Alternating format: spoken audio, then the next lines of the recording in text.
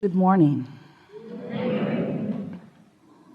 We are extremely pleased that you are here. It's good to come together for the purpose of co-creating. Do you agree? Yes. Co-creation at its best, really. You are knowing what you are wanting. Moves about, yes. It expands. Do you like the feeling of desire? That's such a good thing, that feeling of desire. Desire feels really good when you aren't crushing it with doubt. When you desire something that you believe, that desire is calling life right through you. It's your vortex, it's your inner being, standing with the vibrational version of your desire.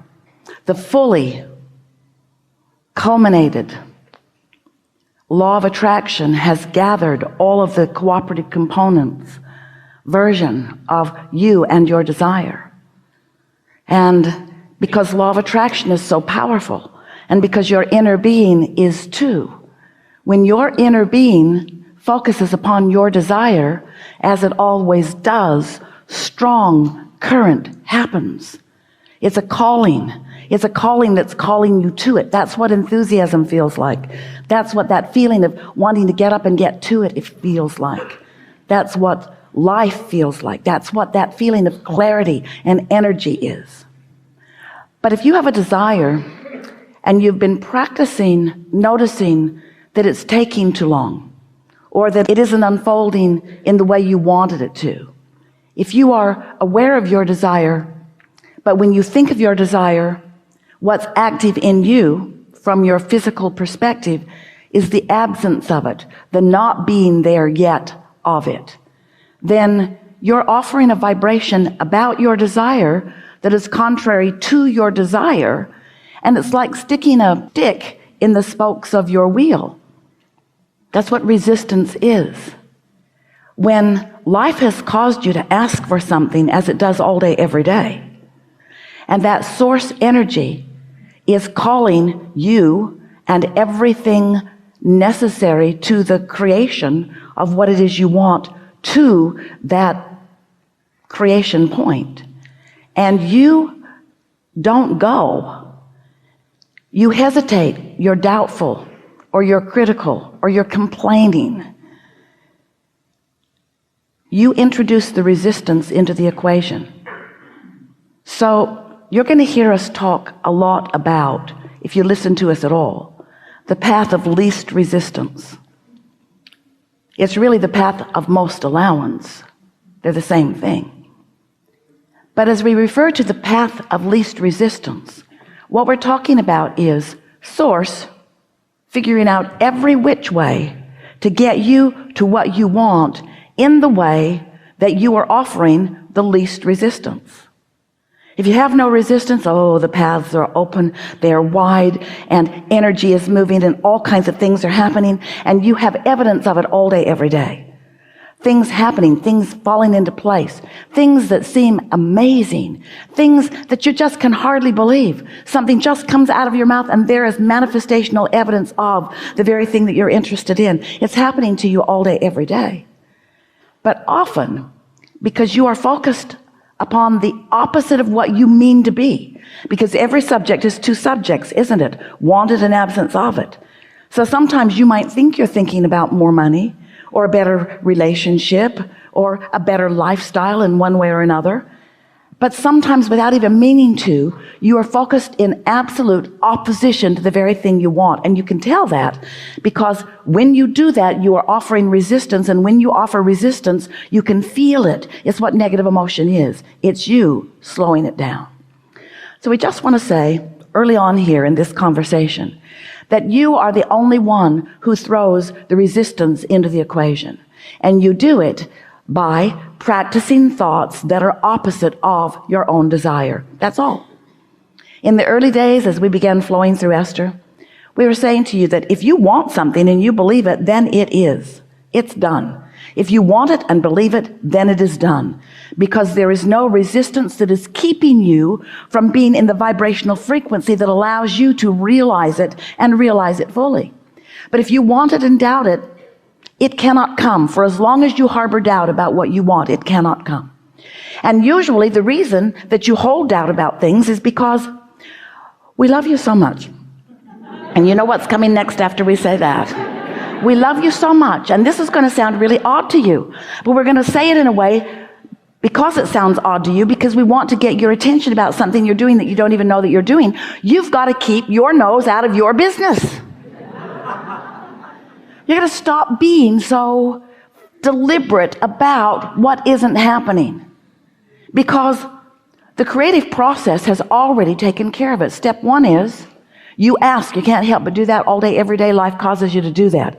So you are sending these rockets of desire. Step two is source answers, which means the source energy within you, with the help of law of attraction, all that is focused upon the outcome that you have asked for. Your desires have already come into vibrational fulfillment. Step three is you got to find a way to lower your resistance so that you can be one of the cooperative components that is in the vibrational vicinity of what you're asking for. You have to be in a frequency that allows you to realize. So all day, every day, you are being inspired, called, encouraged, guided, prodded, cajoled. Source is doing everything imaginable and things you can't yet imagine to orchestrate circumstances and events to please you. Some of you don't feel worthy enough to even accept that as a possibility, even though it's happening around you all day, every day. So we see our value as we play with you today in offering enough of what we know about the laws of the universe and enough about what we know about where you stand in relationship to everything you want, each of you, that you will feel some lessening of resistance. That's what soothing is. Some lessening of resistance, and therefore a raising of your vibrational frequency, and therefore an aligning with the energy between you, and therefore an opening of the passageway between you, and therefore an allowing of the focus of Source, who is with you all day, every day, to be received fully by you. You see, in every moment that you are having a conversation, in every moment that your opinion is active on something, your inner being is active with an opinion too. And when those opinions blend, such as you're wonderful, or you're worthy, or you're good, or you're in your right place at your right time, or that all is well, or that things are always working out for you, or that things are opening in a way that is benefit to you, or that you are fulfilling your reason for being here, right here and now, or that you are loved by Source, or that the universe is on your side, or that all is well, or that. When you are on one of those thoughts that Source knows so clearly about you, you can feel the fullness of your alignment. That's what your elation feels like. That's what that love feels like. That's what that passion feels like. That's what enthusiasm feels like. And most of all, that's what clarity feels like. It feels so good to be tuned in, tapped in, turned on, in vibrational sync with who you are. That's how you're supposed to live here. You're not supposed to be muddling around in confusion. You're not supposed to be squabbling with one another. You're not supposed to be looking at each other, needing somebody else to be a little different so you can feel a little better. You didn't come here to control the world. You didn't come here to change the world or save the world. You knew it didn't need to be saved. You would constantly change. But you didn't come to fix things that are broken. You came to revel in the perfection of this time-space reality, knowing that it would serve you so well, knowing that the variety of it would inspire within you clarity about what you personally and individually, and with so much blessing and worthiness seen from Source energy, that you would pick and choose the things that are important to you, and that you would use the power of your mind and the precision of your own guidance system to focus yourself into complete alignment with your own personal desires, so that all that you desire could come to fruition, because you are the creator of your reality. Nobody else. You are the creator of your own reality. We love you so much, but you're lazy. You don't create your own reality deliberately. Most of you create it by default. You look over there, and then you look over there, and then you look over there, and then you look over there. You give your attention to what's going on around you, and you let what's going on around you set the tone for who you are. You let your vibration be controlled by what you're observing. So you're regurgitating life when you do that. You're not creating life.